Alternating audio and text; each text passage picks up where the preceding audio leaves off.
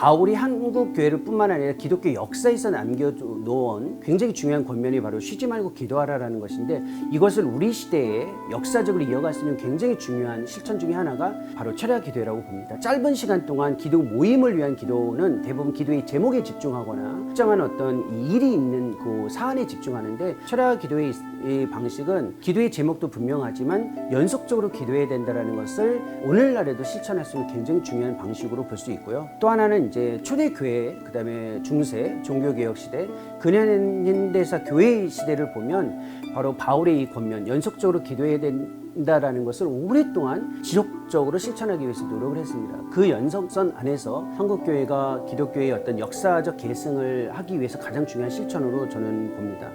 또 하나는 이제 기도의 내용과 관련해서 그런데요. 철야 기도의 방식을 통해서 기도를 오래 하다 보면 이제 한국 철야 기도의 중요한 특징에서도 말씀드렸듯이 개인의 필요뿐만 아니라 세상을 위한 기도가 반드시 주어지게 되어져 있습니다. 우리 시대의 기도와 관련된 가장 큰 아쉬운 점 중에 하나가 무엇이냐면 개인주의의 영향을 받고 있는 겁니다.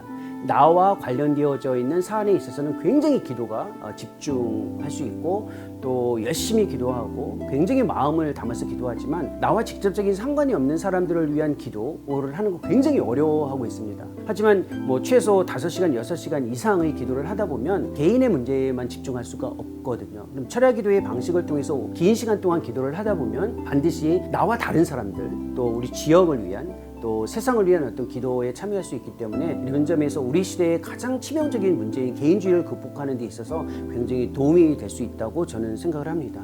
또 하나는 이제 밤에 하는 기도, 이제 철야 기도에는 주로 이제 말 그대로 밤에 하는 기도인데, 이것이 가지고 있는 큰 기여 중에 하나는 성경에 보면 하나님이 일하시는 시간이 대부분 저녁과 밤이거든요. 하나님이 일하시는 그 시간에 우리가 그 직접 참여할 수 있다는 점 때문에 연속적으로 기도할 때 가장 중요한 신학적 의미를 담아내는 실천으로서 밤에 기도하는 것은 오늘날 여전히 우리 시대의 문화에 좀 저항할 수 있는, 그러니까 밤하면 쉬거나 아니면 개인적인 여가 아니면 즐거움이나 쾌락에 집중하는 어떤 이 시대를 거스를 수 있는 굉장히 중요한 신앙의 실천이라고 보여집니다. 또 하나 이제 정말 중요한 기여 중에 하나인데요. 모든 교인들이 만인 제사장의 어떤 그 가르침에 따라서 교회 사역에 참여할 수 있는 굉장히 중요한 방식 중에 하나가 기도거든요. 교회 사역은 목회자들이나 사역자 아니면 특별히 헌신된 사람들만 하는 것이 아니고 교회 안에서 기독교 신앙을 가지고 있는 모두가 적극적으로 참여해야 하는데, 기도만큼은 모두가 적극적으로 참여하기에 가장 좋은 사역입니다. 특별히 철야 기도회를 하게 될 경우에는 6-7시간 정도의 어떤 긴 시간 동안 기도에 집중하게 되는데, 그 시간 동안 사실은 교회 사역에 참여하는 방식일 수 있거든요. 금요기도회가 철야 기도회로 발전하게 된 것도